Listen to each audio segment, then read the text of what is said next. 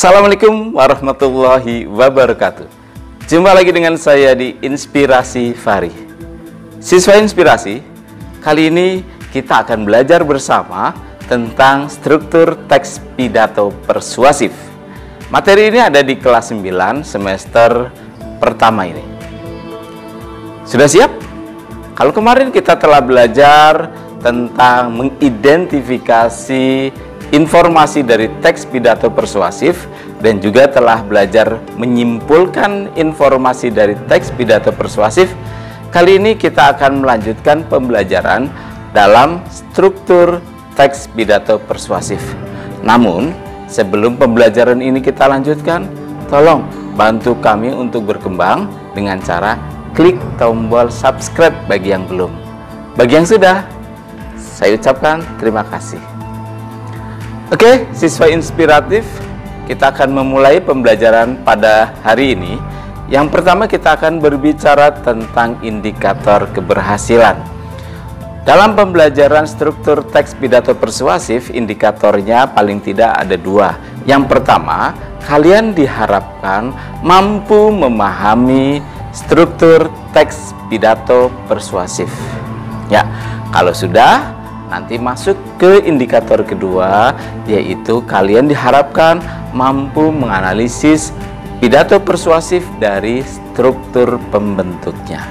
Baiklah, tak perlu panjang kata, kita mulai saja dengan struktur teks pidato persuasif. Saya tidak akan mengulang lagi apa itu pidato persuasif karena kalian sudah paham pada pertemuan kemarin.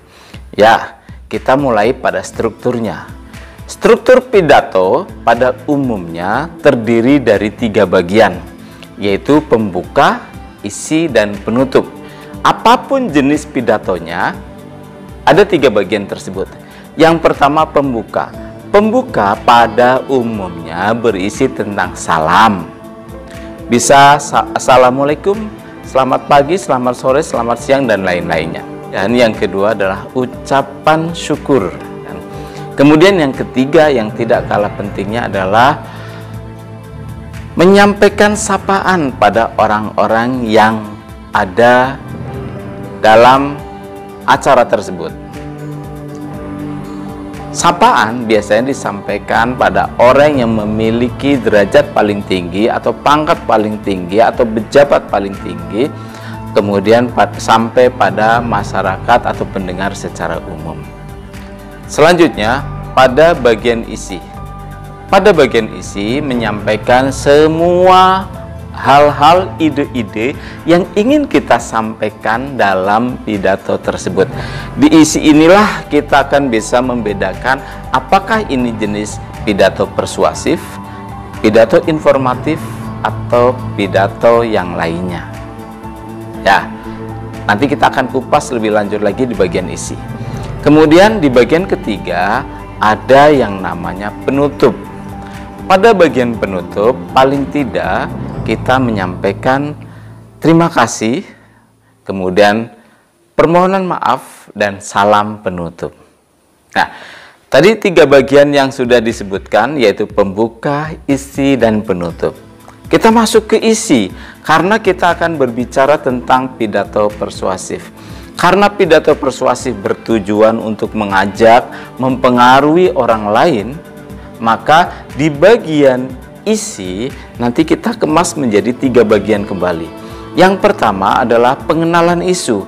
Pengenalan isu mungkin sudah disampaikan di awal di bagian pembuka. Namun kita akan mengulang lagi sedikit di bagian isi sebagai pengenalan isu. Kemudian bagian kedua adalah rangkaian argumen. Pada rangkaian argumen ini akan disampaikan data-data, fakta-fakta, bukti-bukti, alasan-alasan kita untuk menunjukkan bahwa isu yang kita sampaikan adalah isu yang bagus, pendapat yang kita sampaikan adalah pendapat yang dapat dipercaya. Semakin datanya kuat, semakin buktinya kuat, semakin faktanya kuat, maka akan semakin bagus isu dan pendapat yang kita sampaikan. Inilah yang disebut dengan rangkaian argumen. Setelah rangkaian argumen selesai, maka ada di bagian ajakan. di bagian ajakan ini sebenarnya akan menyampaikan sebuah simpulan, kemudian diberikan ajakan. Tujuan dari pidato persuasif akan tampak di sini. Adanya sebuah ajakan. Ajakan apa? Ajakan yang terkait dengan isu yang disampaikan. Demikian, saya ulangi lagi, struktur secara umum terdiri dari pembuka, isi, dan penutup. Kemudian di bagian isi pidato persuasif terbagi lagi menjadi pengenalan isu, argumen, dan juga ajakan. Sudah jelas kan? Wah, masih bingung? Jangan bingung-bingung. Ayo kita belajar menganalisis pidato persuasif. Saya akan menampilkan sebuah pidato pendek berjenis pidato persuasif. Inilah pidatonya.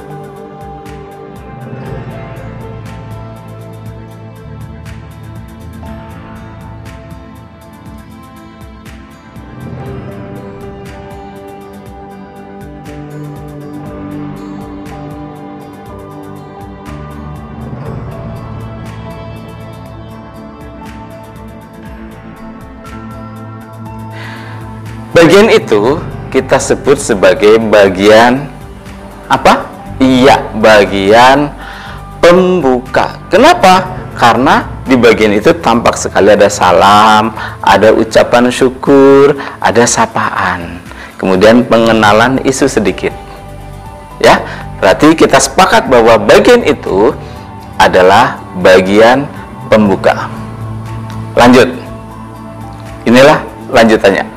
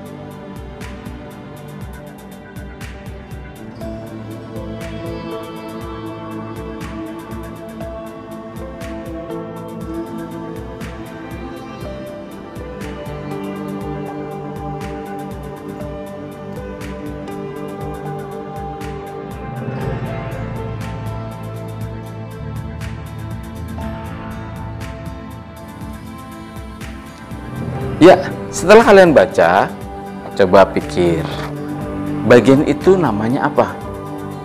Ya, betul. Bagian tersebut adalah bagian isi. Nah, di bagian isi, tadi kan ada 3 karena ini pidato persuasif, yaitu ada pengenalan isu atau masalah, memperkenalkan permasalahan, kemudian ada rangkaian argumen yang berisi tentang argumen-argumen, data-data, fakta-fakta, dan juga ada ajakan. Nah, coba kalian perhatikan kembali, manakah yang termasuk pada bagian pengenalan isu? Iya, betul. Bagian pengenalan isu ada di awal. Itu yang saya tulis dengan huruf putih. Lalu rangkaian argumen. Oh, itu rangkaian argumen, betul. Bagian di bawah pengenalan isu. Itu ada banyak data-data, fakta-fakta untuk memperkuat pendapat yang kita sampaikan. Dan yang terakhir, ada ajakan. Mana ajakannya? Oh iya, itu ajakannya. Ajakannya ada di bagian bawah. Terbukti ada marilah. Ada kata-kata yang sifatnya mengajak secara langsung. Apa harus secara langsung? Tidak. Kita boleh mengajak secara langsung maupun secara tidak langsung. Oke? Bagian penutupnya mana? Nah, bagian penutupnya itu yang terakhir ada ucapan terima kasih, ada permohonan maaf, dan juga ada salam penutup. Sudah jelas kan? Gampang kok menganalisis struktur teks pidato persuasif, asalkan kita cermat. dan teliti membaca teksnya. Oke, demikian saja penjelasan saya tentang struktur teks pidato persuasif. Mudah kan? Semoga kalian bisa memahami dan terampil menganalisis struktur teks pidato persuasif. Oke, sukses untuk semua. Jadilah generasi hebat Indonesia. Assalamualaikum warahmatullahi wabarakatuh.